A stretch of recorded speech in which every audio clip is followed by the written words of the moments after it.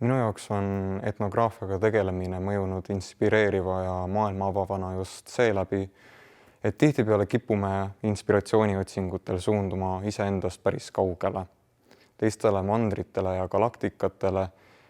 Teisisõnu arvame ekslikult, et teame juba siinse kohta piisavalt.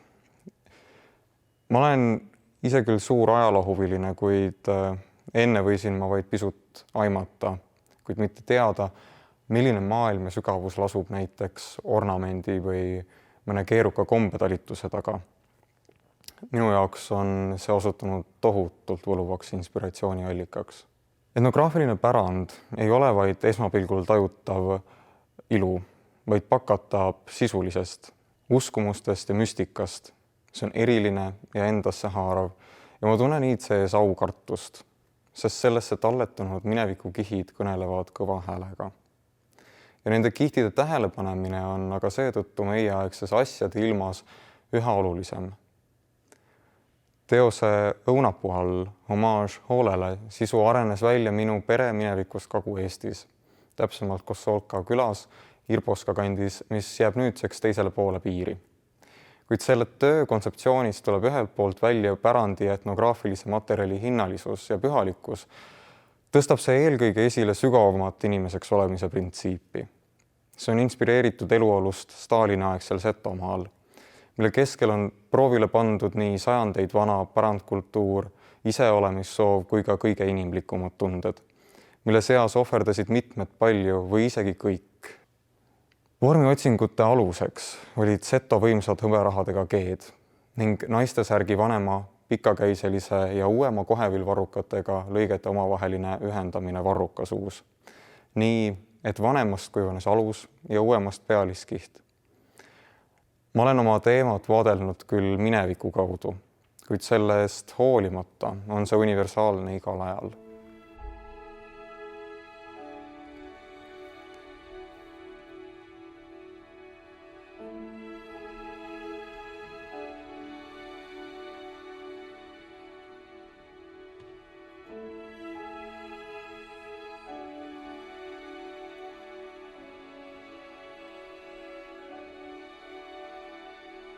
Õunapuu all homaaž hoolele on austusavaldus hoolele ja inimlikkusele selle kõige argisemas vormingus. See teos räägib minu vana-vanaema elu paradoksaalsusest ja selle keskel endiselt inimeseks jäämisest.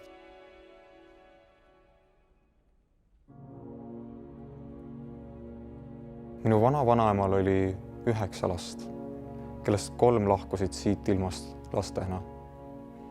Mees oli alkohoolik ja vägivaldne. Sõja ajal põletasid taganevad sakslased nende Kossolka külas asunud talu maha. Järele jäänud mitte midagi peale mõne aias kasvava õunapuu. Isa pandi 8 aastaks vangi venna ristseteks puskari ajamise eest. Peamine toitja oli läinud ja ema sai vaid korra aastas palka, rääkis mulle vanaema. Et hoida elus oma 6 last, oli tema ema sunnitud ära vahetama ja müüma kogu oma hõpõkraam. Seto naise uhkuse, kaitse ja jõuallika, tema hõberahad. Ükshaaval pidi ta ära vahetama enda kaitsega oma tolleks hetkeks elus oleva 6 lapse vastu.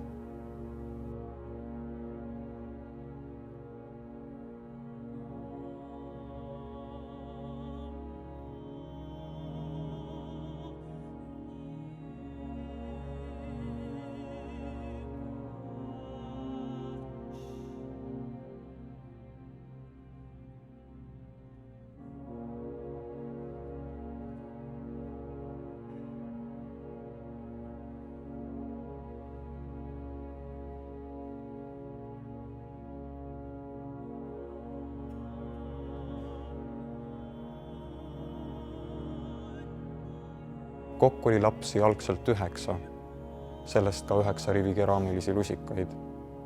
Ja miks just lusikad? Lusikad symboliseerivad saamata jäänud söögikordi, mille nimel vana-vanaema vahetas või andis ära kõik endast oleneva ja materiaalse. Temast ei ole mitte ühtegi füüsilist tunnistust alles. Mitte ühtegi eset, mitte ühtegi fotot, mitte ühtegi kirja, portselanist hõpekraam sümboliseerib murekoormat ka füüsilisel tasandil, olles oma paarkümmend kilo raske.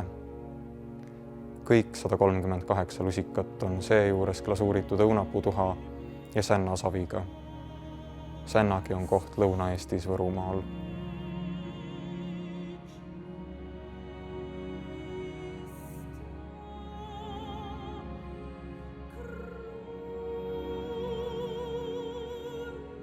Kleit ise on inspireeritud seto naise särkidest. Alumine pool vanematest, pealmine pool uuematest. Kleidi alumine osa on värvitud õunapuukoortega, pealmine jäetud toonimata, lastes kuldsel toonil justkui koore alt läbi kumada. Nagu ka rahvarõivad, on kleit pea et jääkideta valmistatud. Säästlikku põhimõtet hoidsin kogu töö vältel, alates lõigetest kuni õunapuuni, selle koorte ja tuhani, mis selles töös lõpetasid. Ka ruumis, milles see töö esitletud on, ripub laest alla vanast viljapuuaiast saadud õunapuuoks, seades nõnda kõiki vaatlejaid sõna otseses mõttes õunapuu alla.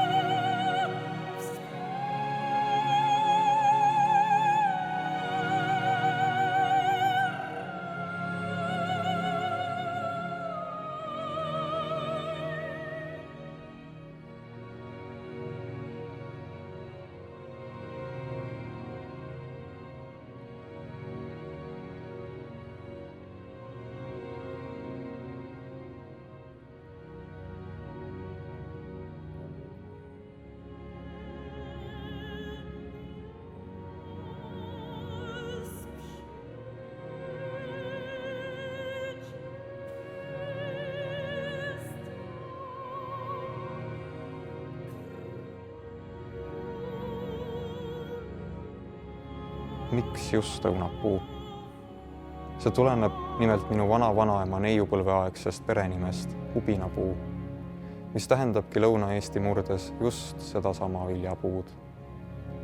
Lisaks on mind väga liigutanud Eestis tuntud vaeslapse lood, kus varakult tema kaotanud laps läheb õieehtes õunapuu alla oma rasket elusaatust kurtma. Õunapuu poetab lohutuseks õiehelmeid, vaeslaps aga pisaraid. Ka mu vanaema oli veel küllaltki noor, kui ta ema suri. Need lusikad ongi portselani loomulikus valguses ja õrnuses, nagu õiehelmed ja kujult kui sõled ja pisarad ühtaegu. Õunapuu, see armastuse ja emalikkuse sümbol. Samal ajal kannab ka sõlg emalikkuse ja viljakuse tähendust.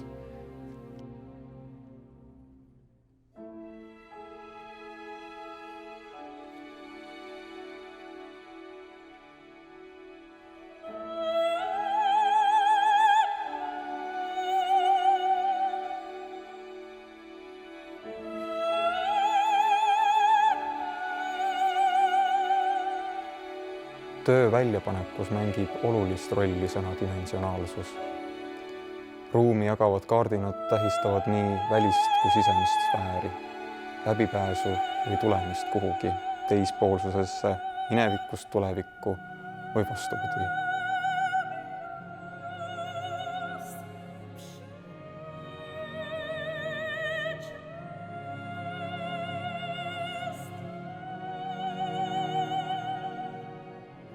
Ka lusikad on glasuuritud ainult väljaspoolt. Keha poole jääv osa on klaar ja glasuurimata portselan, luues omaette duaalse maailma. Lusikate materjaliks on valitud teadlikult portselan, mitte kodumaine savi. Portselan kui väärtuslikum keraamiline materjal sobib mälestama hõbedat kui püha väärismetalli kõige paremini. Taotluslikult on ka kleidi teostamiseks valitud kaasajas hinnalised materjalid, nagu villakrepp ja siidšifoon, mida võiks lugeda omaaegse peene linase ja maavillase ekvivalentideks.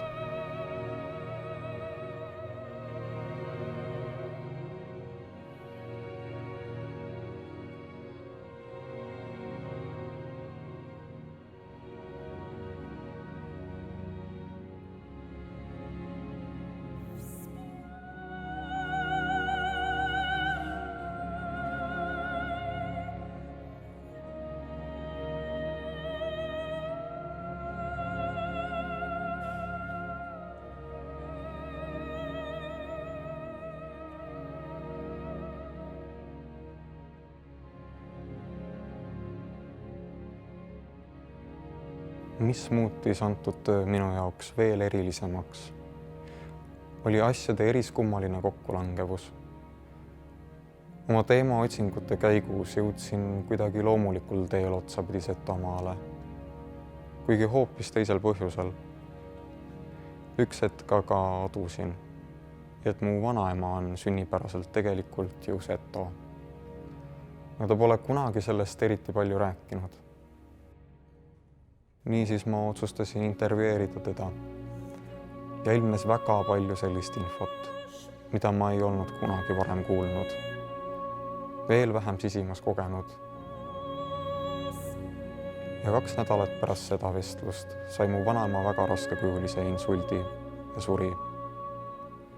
See tekitas teemakäsitlusele täiesti uue mõõtme.